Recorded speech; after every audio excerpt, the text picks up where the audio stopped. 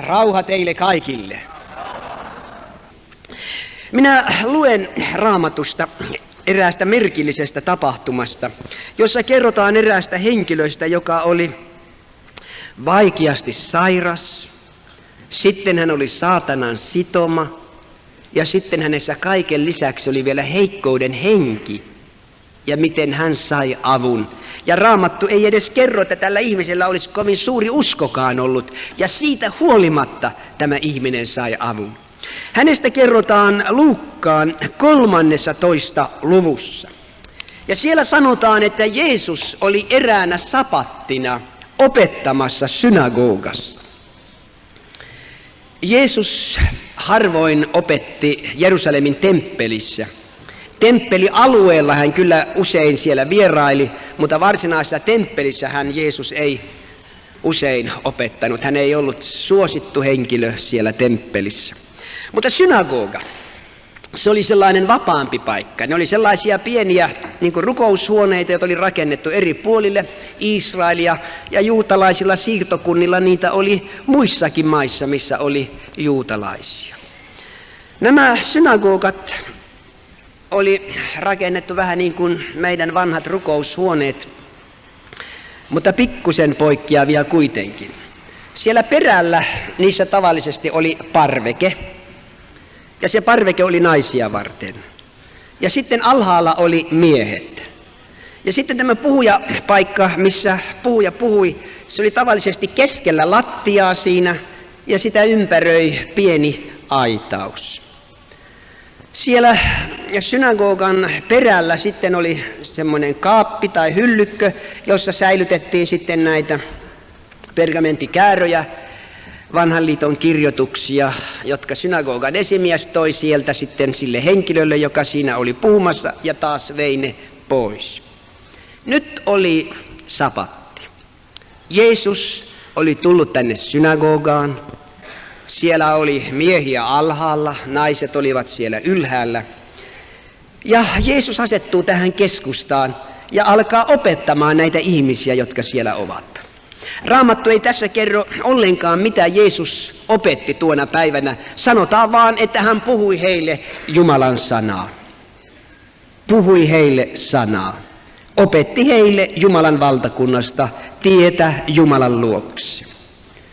Hänen puhuessaan siinä, hänen huomionsa kiintyy siellä parvekkeella yhteen ainoaan henkilöön. Tietysti Jeesus huomasi kaikki henkilöt siellä, jotka olivat mukana, mutta erikoisesti hän aina katsoo erästä henkilöä, joka on siellä ylhäällä. Nyt tästä henkilöstä kerrotaan, minkälainen henkilö siellä parvekkeella oli. Sanotaan, että siellä oli nainen, joka oli koukistunut, täydelleen kykenemätön oikaisemaan itsensä. Sitten sanotaan tästä naisesta, että saatana oli sitonut hänet jo 18 vuotta, ja sitten hänestä sanotaan, hänessä oli heikkouden henki. Voiko enää enempää taakkaa ihmislapsella elämässä olla? Tuo nainen on siellä ylhäällä, ja hän kuuntelee, kun Jeesus puhuu. Ja on aivan ymmärrettävää, että tämä nainen tunsi sielussaan ja sydämessään, että tuo mies, tuo Jeesus, tuo halveksittu nasarettilainen, puhuu nyt toisella tavalla kuin tässä on tavallisesti puhuttu. Ja hän kuuntelee tarkemmin ja tarkemmin ja tarkemmin, ja varmaan aivan kuin nielasee jokaisen sanan, minkä Jeesus suustansa lausuu. Yhtäkkiä Jeesus lopettaa puheensa.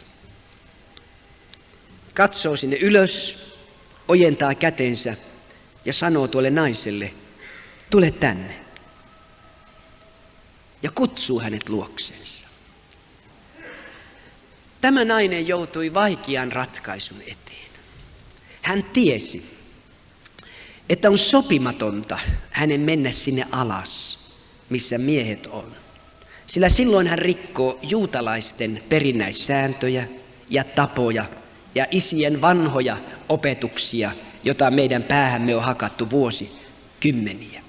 Ja hän tiesi nämä kanssasisaret täällä parvekkeilla, jos minä lähden täältä, niin mitä ne mahtaa minusta ajatella, että kun minä lähden tuonne alas. Ja hän tunsi varmasti hyvin synagogan esimiehen, sillä hän asui tuolla alueella.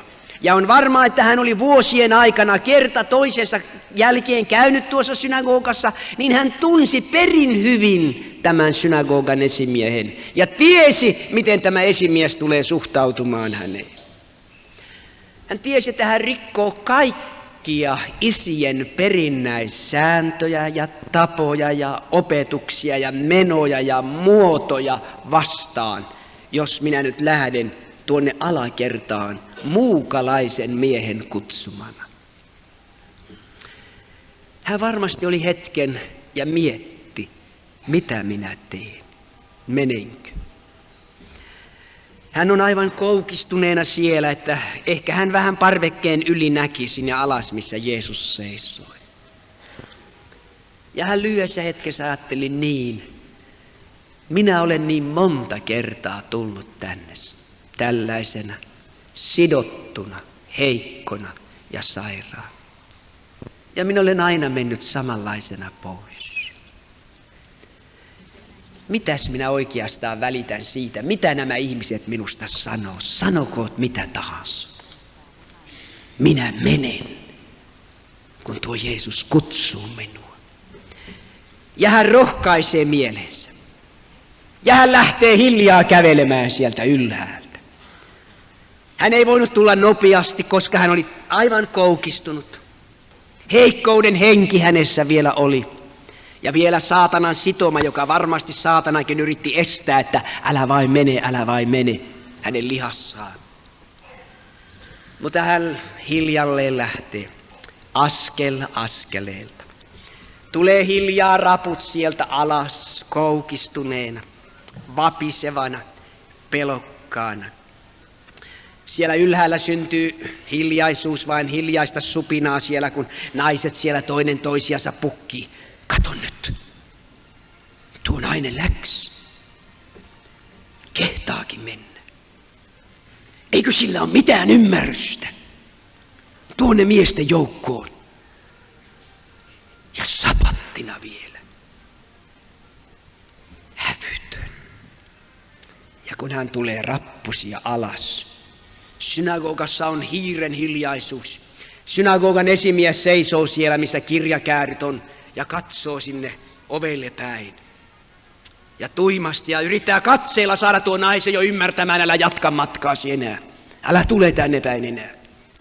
Miehet, jotka seisovat siellä lakkipäässä, niin kuin juutalaisilla on tapana, he kääntyivät kaikki katsomaan, että tuleeko se nainen siellä. Nainen tulee hiljalleen, askel askeleelta. Jeesus seisoo siellä keskellä, rauhallisesti, hän ei puhu mitään. Hän odottaa tuota naista, koska hän oli kutsunut hänet tulemaan, niin Jeesus odottaa. Voitte ymmärtää, miten jännittynyt tilanne tuossa synagogassa oli. Siellä oli koskaan maailman historian aikana ei ollut tapahtunut tällaista loukkausta. Että sapattina kesken Jumalan palveluksen kutsutaan raihnainen nainen tuolta ylhäältä tänne alas, puhujakorokkeen luokse. Se oli ensimmäinen kerta varmasti näiden ihmisten elämässä ja historiassa. Nainen tulee sieltä hiljaa ja hiljaa ja hiljaa. Ja lopulta hän seisoo siinä Jeesuksen edessä. Ei hän osannut tehdä itse mitään. Hän seisoo siinä vain koukustuneena. Hän vapisee siinä, koska hänessä oli heikkouden henki. Ja varmaan hänen sydämensäkin löi nopeammin kuin vuosiin. Ei hän osaa edes rukoilla siinä. Hän on vaan pää alhaalla. Jeesus katsoo tuota ihmistä rakastaen, säälien. Voi miten suloinen Jeesuksen katse mahtoi olla, kun hän katselee tuota naista tuossa. Hän näkee tuossa ihmislapsen, Jumalan luoman ihmisen. Ihmisen, jolle kuuluu pelastus. Ihmiselle, jolle kuuluu vapaus. Ihmiselle, jolle kuuluu terveys Jumalan lahjana. Ihmiselle, jolle kuuluu työkyky. Ja hän näkee tuossa edessään vain raunio ihmisen, joka ei voi itseänsä auttaa. joka on menettänyt kaiken. Ja kun tuo nainen on siinä aivan lähellä, Jeesus ojentaa kätensä ja koskettaa tuota naista. Ja sanoo, nainen, sinä olet päässyt heikkoudestasi. Ja silloin Jumalan voima laskeutuu tuon ihmisen ylle. Jumalan virta menee läpi koko hänen ruumiinsa, henkensä ja sielunsa, aina kiireestä kantapäähän asti. Ja kun tuo ihmeellinen voima menee hänen lävitsensä, niin Raamattu kertoo hänestä, hän oikaisee itsensä suoraksi. Oikaisee itsensä suoraksi. Ja hänestä kerrotaan, ja hän alkoi ylistämään Jumalaa. Muut on hämmästyksissä siellä. Tämä nainen unohti kanssasisarensa siellä parvella, unohti miehet siellä, unohti synagogan esimiehen, jonka hän tiesi kiukkuseksi ja äkäiseksi. Ja vain ylistä elävää Jumalaa, kohottaa käteensä ylös ja kiittää Jumalaa avusta, jonka hän oli saanut silmän räpäyksessä juuri nyt, tässä ja nyt. Koita ajatella, minkälainen elämän muutos tämän naisen elämässä tapahtui tuona hetkenä. Ja miltä se tuntui siellä synagogassa. Varmaan siellä monien selkät niitä raisteli, kun eihän ne ole tottuneet siihen, että täällä Jumalaa ylistetään. Ääneensä kiitetään Jumalaa. Nehän oli tottuneet vaan siihen, että siellä vähän mumistiin pää alhaalla.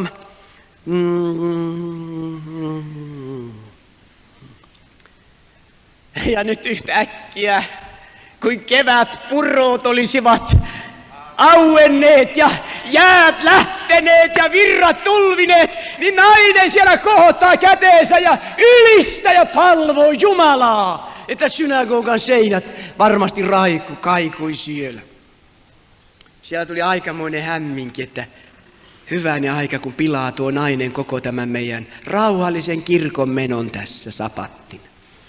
Tässä oli niin rauhallista ja hiljasta tämä elämä koko aamupäivän ja nyt tuo nainen pilasi ja tommosen metakan pistää päälle nyt tässä ja huutaa tuolla tavalla.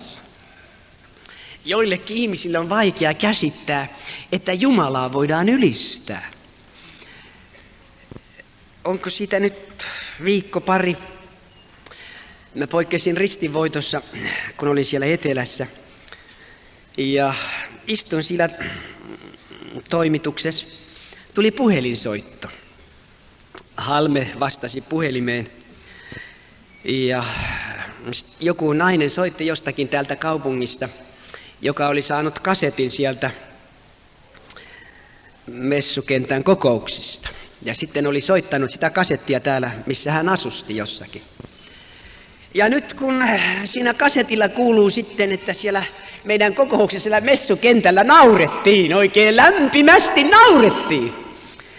Niin tuo, joka oli kuunnellut tuota kasettia, voi kauheet, että ne nauraakin, että saako siellä kokouksessa nauraa.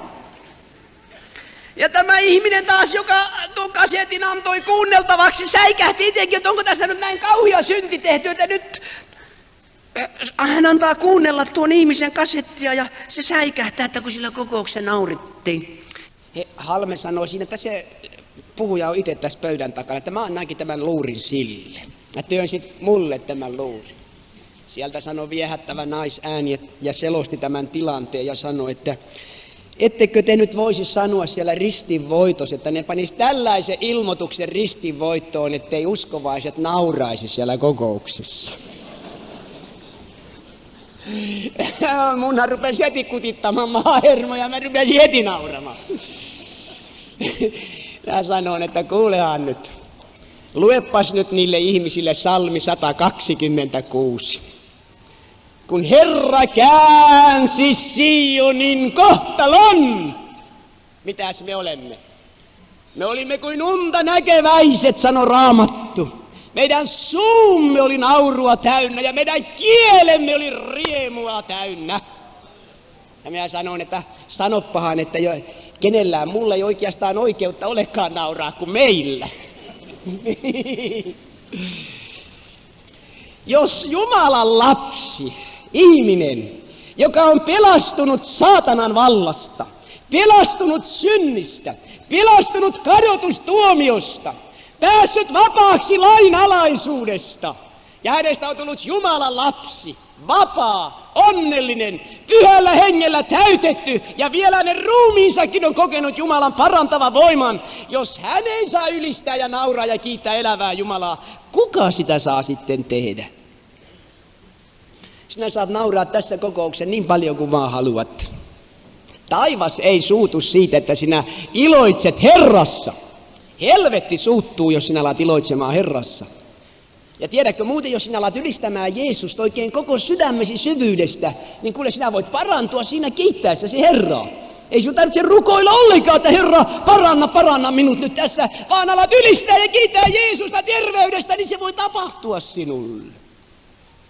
Tästä naisesta sanotaan, että hän oikaisi itsensä suoraksi ja ylisti Jumalaa.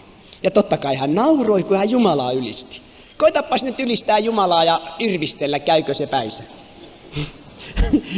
Tai purra hampaat yhteen ja ylistää Jumalaa, kokeilepas. Niin sä huomaat, että se ei pelaa. Niin. Olimme tuon Alpon kanssa pitämässä Kokkolassa kokouksia joitakin aikoja takaperin ja olimme sisällä semmosessa kuin Untamo Lahden kodissa. Se rouva kertoi tarinan. Siinä naapurissa oli vanhemmanpuoleinen täti, jonka hoidossa oli semmoinen pikkuinen tyttö aina päivisin. Ja tämä tyttö oli sitten vähän villiä, niin kuin nyt lapset on villiä, kun ne on pieniä. Ja pakkas aina vähän sanoa mummolle pahastikin. Mummo sanoi tälle lapselle sitten, että kuulehan, että ei saa irvistellä, ettei sitä pääse taivaaseen, jos irvistelee. No joo, tyttö pani heti päähän sitä, jaha, taivaaseen ei pääse, jos irvistelee. Eräänä päivänä hiiri meni rotanloukkaaseen. Se rotanloukas löi tänne niskaan niin paha, että se hiiren suu jäi auki ja hiiri irvisteli ja kuoli. Tämä pikkutyttö otti se hiiren ja sanoi, että kuule, mitä varten sä nyt justiin irvistelit, kun sun piti kuolla.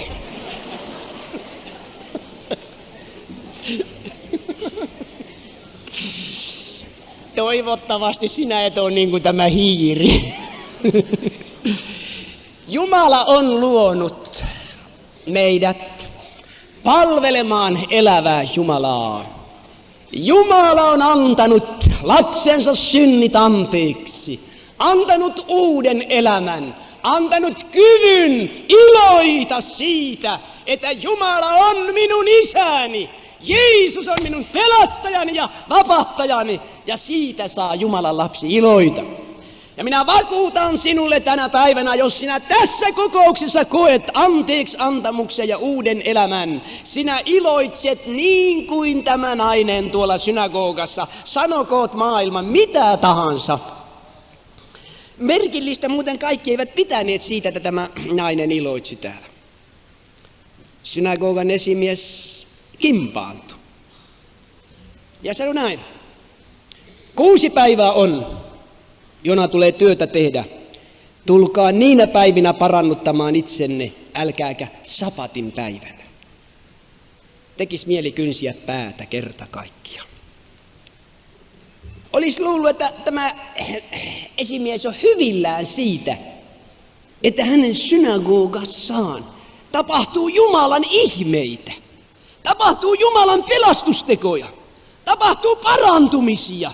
Olisi luullut, että hän olisi mennyt heti siihen tuon naisen viereen ja taputellut olkapäällä. Ja nyt kiitetään yhdessä Herraa. Tule seuraavaan kokoukseen uudestaan. Jeesus sinua siunatkoon.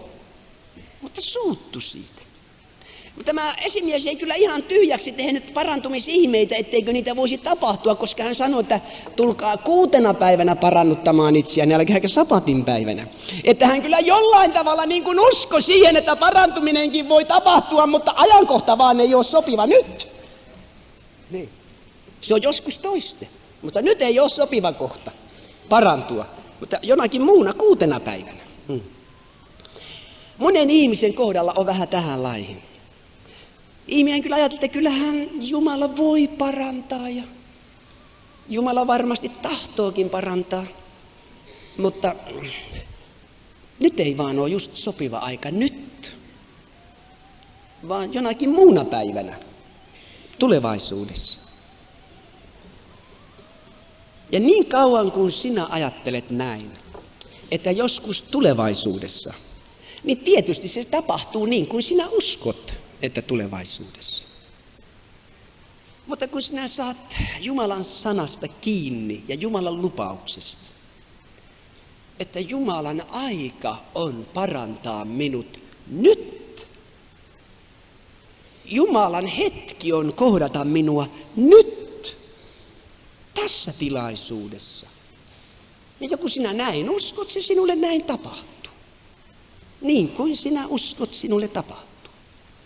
On kyllä totta se, että Jeesus on niin armollinen, että hän monia ihmisiä on parantanut, vaikka he eivät ole uskossa olleet yhtään päivää elämässään.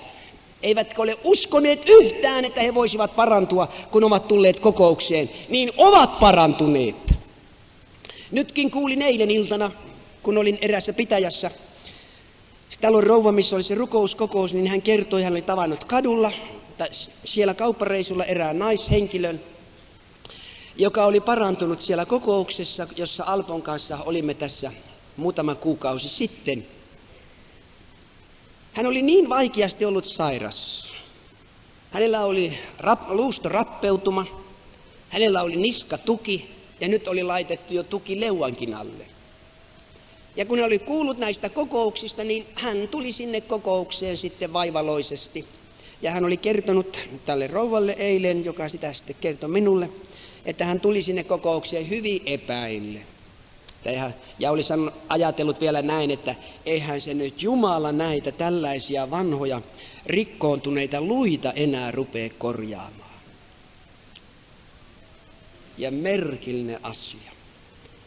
Kun hän on siellä kokouksessa ja tullaan kokouksen loppuosaan ja aletaan ylistämään Herraa niin kuin me tavallisesti teemme, Jumalan voima menee hänen ruumiinsa lävitse ja tuo nainen parantui. Hän ei ole mitään tukea enää. Hän on kulkenut siellä kirkonkylässä kertomassa taloissa, mitä hänelle on tapahtunut. Ja eilen iltana vielä tämä nainen ei ollut vielä uskossa. Siis pelastettu. Ja oli jopa kuitenkin parantunut. Ja kun kokoukseenkin tuli epäillen, että eihän se nyt Jumala tällaisia rikkonaisia luita enää rupea parantamaan. Ja silti se tapahtui. Jumala on niin armosta rikas, että hän voi tehdä tällaisia ihmeitä, parantaa aivan kääntymättömän ihmisen siihen paikkaan ja silmänräpäyksessä. Toinen taas, joka uskoo, että Jeesus tekee sen minulle juuri nyt, kokee niin kuin hän uskoo. Jumalan työ on niin rikasta ja niin moninaista, että me emme voi sanoa, että Jumalan pitää tehdä näin tai noin, vaan hän tekee niin kuin hän tahtoo. Ja Raamattu sanookin hebrealaiskirjeessä, että Jumala jakoi henkiänsä tahtonsa mukaan. Kuulin tässä joku päivä sitten eräästä miehestä, joka ei myöskään ole uskossa, jos ei nyt just ole tullut uskoon. Hän oli saanut kasetin. Niin se oli maanantaina, kun tämä minulle kerrottiin. Juuri ne henkilöt, jotka oli hänelle tämän kasetin lähettäneet. Hän ei edes uskonut, että on olemassakaan Jumalaa. Epäili sitäkin. Hänellä oli ollut vuosia ja vuosia selkäsairaus. Mutta hän oli niin uteliasta, kun tuo kasetti tuli, niin hän kuitenkin rupesi kuuntelemaan sitä kasettia. Niinhän ne kuuntelee niitä kaikki, vaikka lähettäisit mihin, niin varmasti kuuntelevat. Ja hän kuuntelee sitä kasettia, ja kun tämä kasetti tulee loppuosaan, jossa siinä oli kerrottu, mitä Jeesus tekee ja kuinka Pyhä Henki vaikuttaa ja sairaita paranee, niin siinä istuessaan tämä selkävammainen mies, jonka selkä oli ollut niin kipeä, että hän ei millään ollut tahtonut päästä sängystäkään ylös muuta kuin aina hiljaa hivuttautumalla, niin hän oli sanonut näin: mahtaiskohan tuo kuulua minulle? Ei mitään muuta hän ei ollut sanonut. Mahtaisko tuo kuulua minulle? Ja mitäs alkoi tapahtua? Hänen selkäänsä alkoi polttaa siinä hetkessä. Semmoinen kuuma virta vaan alkoi käydä hänen selässään, ja kun ei hän ollut kokouksissa eikä näistä, niin hän tiennyt, mitä tämä tällainen selän polttaminen on. Ja hän oli ajatellut, että mitä merkillisen kuumaa minun selässäni nyt tapahtuu. Ja ihmetellyt. Ja hetken kuluttua hän tuntee semmoinen valtavan hyvän olon tunne tulee hänen selkäänsä, ja hän alkaa kumartelemaan. Kädet taipuu maahan asti, oikaisee, kumartaa, ja kipu on pois. Nostelee myöhemmin jotakin, mitään, ja selkäkipu on pois. Eikä ole sen jälkeen tullut. Eikä ole vielä uskossa. Nyt tuo pariskunta sanoi, meillä on kokous Alpon kanssa lähitulevaisuudessa siinä kaupungissa. Tuo pariskunta sanoi, että he tulevat nyt sinne kokoukseen mukaan ja ne menee hakemaan tuon miehen, että saisi sen kokouksen, jos se tulisi nyt sitten uskoonkin. Hän ei ole koskaan vielä kokouksessa käynytkään. Että eikös Herra ole armollinen? Raamattu sanoi, että hän jakoi Pyhä Henkeä tahtonsa mukaan. Se on ihmisjärjelle, se on selittämätön asia, että toinen paranee tuossa silmänräpäyksessä, vaikka ei ole päivääkään ollut uskossa. Toinen on ollut 20 vuotta tuossa uskossa ja ei saattaa olla, että ei parannu. Toinen tulee tänään uskoon ja siinä samassa paranee, kun tulee uskoon. Toinen tuossa tulee uskoon, mutta ei paranne. Että se on jotenkin, se on ihmiselle vaikea selostaa tämä asia, enkä minä ainakaan pysty siihen, enkä mä edes yritäkään, koska minä en pysty siihen, kun ei kukaan muu ole pystynyt ennen minua, jotka ovat olleet paljon etevämpiä ja tienneet paljon enempi näistä asioista. Mutta Jumala vain toimii. Jumala vain toimii. Ihmisiä pelastuu, ihmisiä parantuu, ihmisiä täyttyy Pyhällä Hengellä, vapautuu saatanan vallasta, synnin siteistä ja niistä tulee onnellisia Jumalaa kiittäviä ihmisiä. Ja kun Jumala sen tekee, niin tehköön minun puolesta miten päin tahansa. Parantakoon tuonne kadulle vaikka tuonne kapakkaan, parantakoon koko kapakan väen siellä. Ja tulkoot sitten kokoukseen pelastumaan. Ei. Kyllä niistä suurin osa uskoon tulee, kun ne parantuu. Suurin osa tulee uskoon. Mutta tärkeämpi ihmiselle on joka tapauksessa pelastuminen, tämänhän jokainen ymmärtää, että pelastuminenhan on tärkeämpi kuin ruumiin terveys. Niin kallis lahja kuin ruumiin terveys on, mutta pelastuminen on vielä kalliimpi lahja. Minulla on mukana tällainen nippu kirjeitä. Joka ainoassa kirjeessä joku kertoo, miten hän on parantunut sairauksista. Näitä on melkoinen määrä. Mutta tässä ei ole suinkaan kaikki todistukset, mitä minä olen saanut. Olisikohan 15%, en osaa ihan tarkkaan sanoa. Tässä eräs kertoo tällä tavalla. Minäpäs luen, tämä tuli nyt viime viikolla. Kertoo näin. Helsinki 14.8.78. Saarnaaja Yli Vainio. Pyydän, että todistatte puolestani kokouksissanne. Sairastin nimittäin noin 20 vuoden ajan vaikea nokkosrokko-ihottumaa. Kävin paljon lääkäreissä ja olin 3 kertaa sairaalassa tutkimuksia varten. Apua ei löytänyt. Lääkärit vain totesivat, että se on kroonillinen sairaus. Sain ainoastaan lääkkeitä vaivaani, että voin öisin nukkua. Sanottiin, että ne rauhoittavat. Lääkkeeni eivät paranna sairauttani. Siis lääkäritkin sanoivat hänelle, että nämä lääkkeet ei paranna tällaista sairautta. Olin teidän kokouksessanne täällä messuhallissa ja sairauteni parani. Kiitän esirukouksistanne taivaallista siunausta toivottaen. Tätä tekee Jeesus. Tässä nyt vain yksi tällainen esimerkki, mitä Jeesus tekee. Meillä ilmestyy siellä Pohjanmaalla yksi lehti, Lapuan helluntaiseurakunta sen kustantaa, Elämä voittaa, jossa tulee esille nämä Lapuan kokoukset ja sitten siellä tapahtuneista ihmeistä. Siellä tulee muun muassa eräs tapaus siinä lehdessä esille. Eräs naishenkilö tuolla Varsinais-Suomessa oli sairastanut kauan. Minä en muista ihan, oliko se jotakin 15 vuotta vai mitä se nyt oli, ihottumaa. Niin vaikeaa ihottumaa, että toisinaan visva vain vuosi hänen ihostaan. Hän oli käynyt kaikki mahdolliset lääkärit ja hoidot, mitä voidaan antaa tähän sairauteen. Ja hän ei ollut parantunut. Toisinaan tämä visva tietysti lakkas vuotamasta, mutta se oli se ihottuma aina jäljellä, että voi olla välillä töissäkin. Hän tuli sinne jäähallin kokoukseen Turussa. Siellä Jumalan pyhä henki laskeutui hänen päällensä ja hän koki Jumalan voiman. Ja siinä ainoassa hetkessä hän parantui tästä sairaudesta. Nyt tämä, joka toimittaa tämän lehden, otti yhteyttä lääkäriin ja kysyi lääkärin mielipidettä, että mitä te nyt sitten lääkärinä sanotte tähän asiaan. Minä näin sen lääkärin vastauksen siinä, minulla ei ollut aikaa lukea sitä kokonansa, kun se oli niin kiire, mutta sen yhden kohdan siinä, niin siinä tämä lääkärin vastaus oli tähän kysymykseen, että se on lääketieteellinen ihme, että me emme voi sitä siis niin kuin lääketieteellisesti selostaa, miten tämä on voinut tapahtua. Mutta se vain on tapahtunut. Mehän tiedämme, kuinka paljon hyvää lääketiede tekee, ja siitähän me kiitämme Jumalaa. Voi kauheeta, jos ei olisi lääketiedettä, minkälainen tämä maailma sitten olisi.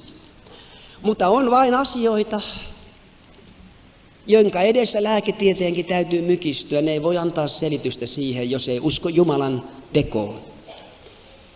Mutta me, jotka uskomme Raamattua, me tiedämme, Jeesus Kristus vei ruumiissaan meidän sairautemme ja syntimme ristin puun päälle. Ja tänä päivänä on mahdollista ihmisen, joka uskoo Jeesukseen, kokea pelastus, parantuminen, pyhällä hengellä täyttyminen ja vapautuminen. Se on mahdollista. Ja siitä on niin paljon todistuksia, että kukaan ihminen maailmassa ei voi tehdä sitä tyhjäksi, kun parantuneet ihmiset ovat työssä. Yksi ja toinen sanoo eläkkeensä ylös, jotka ovat jo olleet eläkkeellä ja alkaa tehdä työtä, ei mene enää lääkäreihin, niin onhan nämä eläviä todistuksia siitä, mitä Jeesus tekee. Ja jos ei joku usko, niin olko uskomatta, sehän on hänen asiansa. Mutta nämä parantuneet ihmiset vain on onnellisia, että Jeesus on heidät parantanut. Ja kiitollisia Jumalalle, että Jeesus on heidät vapauttanut. Ja pelastuneet ihmiset ovat onnellisia, että Jeesus on antanut heidän syntinsä anteeksi ja vapauttanut heidät heidän synneistään ja saatanan siteistä. Ja kiittävät ja ylistävät elävää Jumalaa. Emmekä me hae maailman myötätuntoa ja maailman hyväksymistä. Mitä me sillä tekisimme? Vaikka maailma kuinka myötätuntonsa antaisi, meille eihän sillä ihmiset parannu. Ihmiset pelastuu ja parantuu sillä, kun ne uskovat Jeesukseen Kristukseen. Ja Jeesus pelastaa ja Jeesus parantaa. Sehän se on se tärkein asia. Sanokoon maailma ympärillä mitä tahansa. Jeesus oli täällä maan päällä yli 30 vuotta. Siitä ajasta yli 3 vuotta hän oli kansan keskellä, saarnasi ja vapautti syntisiä heidän synneistään. Paransi sairaita, avasi sokean silmiä, kuurojen korvia, nosti rampoja ylös, halvaantuneita ylös, mykät alkoi puhumaan. He näkivät päivästä päivään Jumalan voimalliset teot, mitä Jeesus teki. Tekoja ei kukaan ollut ennen tehnyt tässä maailmassa kuin Jeesus teki. Hyväksyikö maailma hänet? He ottivat hänet kiinni, ruoskivat hänet, hakkasivat hänet verille ja naulitsivat hänet ristille. Pois maan päältä tuollainen. Ristiin naulitsi hänet, ristiin naulitsi hänet. Eikö ole käsittämätön asia? Vaikka hän oli tuhansia ja tuhansia ihmisiä parantanut tuon 3,5 vuoden aikana. Tuhansia ja tuhansia ihmisiä vapauttanut heidän synneistään, siteistään, pelostaan, masennuksestaan. Tehnyt heistä työkykyisiä, onnellisia ihmisiä. Palkkioksi siitä maailma huusi. Ristiin naulitse hänet! Ristiin naulitse hänet! Ja päästä meille Barabas, päästä meille Barabas. Barabas päästettiin ja on yhä irti ihmisten keskuudessa. ja Jeesus ristiin naulittiin. Mutta Jumalan kiitos. Kuolema ei voinut häntä pitää. Kuolema ei voinut häntä pitää. Hän nousi ylös pääsiäisaamuna, sovittaneena synnin, täyttäneenä lain. Ja hän oli rikki polkenut käärmeen pään ja voittanut kuoleman vallan. Ja hän osoitti elävänsä. Halleluja. Ja hän elää tänä päivänä, tässä ja nyt. Sanoko maailma mitä tahansa, hän elää ja hän toimii. Ja hän vapauttaa ihmisiä heidän kaaleistaan ja heidän siteistään. Oi ihmeellinen Jeesus Kristus, halleluja. Nyt me ylistämme Jeesusta siitä, mitä hänen pyhä henkensä tekee tässä kokouksessa. Juuri nyt. Ja kun me nyt hetken kuluttua kiitämme Herraa, niin yksi ja toinen teistä kokee, kun Jumalan voima laskeutuu sinun päällesi. Sinä koet vain siellä, missä sinulla on sairautta sinun ruumiissasi. Sinä koet vaan, kun suloinen lämpö vain alkaa koskettelemaan sinun sairasta ruumistasi. Ja sinä parannut sinun vaivastasi ja vapaudut sinun kivustasi. Ja tulet terveeksi. Pyhä henki tekee sen. En minä voi sitä tehdä. Te nyt uskotte sen, kun minä jo alussa sanoin, että enhän minä voi sitä tehdä, eikä kukaan toinenkaan. Mutta Jeesuksen lähettämä pyhä henki voi sen tehdä sinulle ja tekee sen monelle tässä tilaisuudessa tänä päivänä. Ja sinä parannut sinun vaivastasi. Sinun itsesi ei sinun tarvitse yrittää, että no nyt minä yritän tässä nyt uskoa ja ponnistella ja tuskaisena rukoilla. Ei, sinä vain vapaasti kiität Jeesusta. Kiitos Jeesus siitä, mitä sinun pyhä henkesi tekee minulle. Levossa ja rauhassa vain ylistät ja kiität Herraa ja tehkö hänen pyhä henkensä sitten mitä hän sinulle hyväksi näkee. Monet ihmiset parantuvat, vaikka he eivät koe minkäänlaista tunnettakaan siinä, kun ylistetään Herraa, niin ne vaan huomaavat jäljestäpäin, että kipu on pois, sairaus on pois ja he ovat parantuneet. Mutta toiset tuntee se hetkessä, että nyt se ihme tapahtui minulle, nyt Jeesus minut paransi. Me nousemme nyt ylös ja ylistämme yhdessä Jeesusta.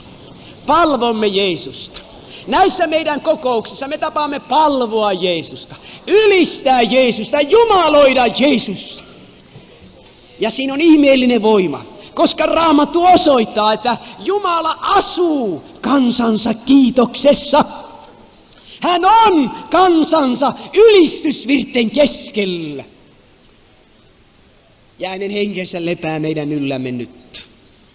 Hänen henkensä lepää sinun ylläsi nyt. Sinä vain palvot Jeesusta. Sinä vain ylistät Jeesusta siitä, mitä hän sinulle tekee tänä päivänä, tässä ja nyt. Laitapas käteesi, toinen kätesi sen sairaan ruumiin osan ylle, missä sinulla on kipua siellä. Sinulla on siellä selkäsairaus, laitapa käteesi sinne selkäsi päälle. Siellä on jollakin korvassa, toinen korva ei ehkä kuule mitään ja toisella korvalla ehkä kuulet huonosti tämän puheen. Laitapa sormesi siihen kipeään korvaan nyt. Siellä voi olla jollakin astma, sydänsairaus. Minä kuulin eilen iltana tuolla Ilmajoella. Meillä oli siellä Alpon kanssa kokous. Eräs mies tuli aivan viimeisenä rukousjonoon.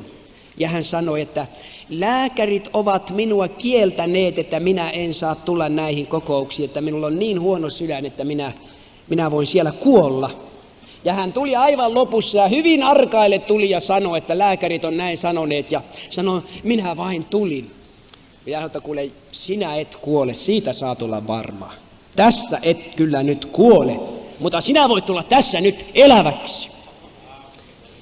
Kootin käteeni ylös ja kiitin, että kiitos Jeesus, että vapautat hänet nyt, en muista ihan sanaa, Jumalan voiman kautta. Jumalan henki laskeutui hänen päällensä ja hän tipahti sinne lattialle niin kuin olisi sähköiskun saanut. Siinä nipinapi veljet kerkesi ottaa vastaan, kun hän meni lattialle. Ja mitäs siellä? Sieltä alkoi kuulumaan kiitos Jeesus, kiitos Jeesus. Enkä minä pelännytkään, että mies kuolee ihan Jumalan käsiin noin kuolla. Ja nyt mä kuulin eilen, tämä mies oli parantunut siinä hetkessä. Oli vahinko, että lääkärit kerkes mennä sanomaan tuon sanan. Niin kuin Jumala olisi joskus niin humorin tajuinen, että tekee just päinvastoin, kun ihmiset sanoo. Tämä mies oli saanut avun, näin kertoivat siellä Ilmajoilla eilen. Nyt sinä kiität Jeesusta. Kohota toinen kätesi ylös. Ja ala ylistää Jeesusta siitä, mitä Pyhä Henki tekee sinulle nyt. Vaikka et olisi uskossakaan vielä Jeesukseen, niin tee sittenkin näin. Meillä on Alpon kanssa todistuksia siitä, miten ihmiset ovat parantuneet, vaikka eivät ole olleet uskossa, kun he ovat alkaneet ylistää Herraa. Jumala on antanut ilmoituksen rakkaudestaan, läsnäolostaan ja voimastaan ja armostaan ja parantanut. Jeesus, minä ylistän sinua Jeesus tässä ja nyt. Minä ylistän sinua Jeesus, että olet laskenut Pyhän Henkesi tämän joukon ylle nyt. Kiitos siitä, mitä Pyhä Henkesi Jeesus tekee juuri nyt. Kiitos Jeesus Pyhän Hengen voimasta. Kiitos Pyhän Hengen parantavasta voimasta, rakas Jeesus. Kiitos ihmeellinen Jeesus. Kiitos ihmeellinen Jeesus siitä, mitä sinun siunattu Pyhä Henkesi tekee juuri nyt. Jeesus, minä palvon sinua, minä ylistän sinua, minä kiitän sinua, Jeesus, halleluja. O mestari rakas, minä ylistän sinua, rakas siunattu Jeesus, siitä, että olet laskenut Pyhän Henkesi tämän joukon ylle. Kiitos, ja sinun Pyhä Henkesi parantavana voimana liikkuu tässä salissa. Jeesus, ole ylistetty, että se on sinun tekosi, eikä ihmisen teko, vaan se on sinun tekosi. Kiitos Jeesus.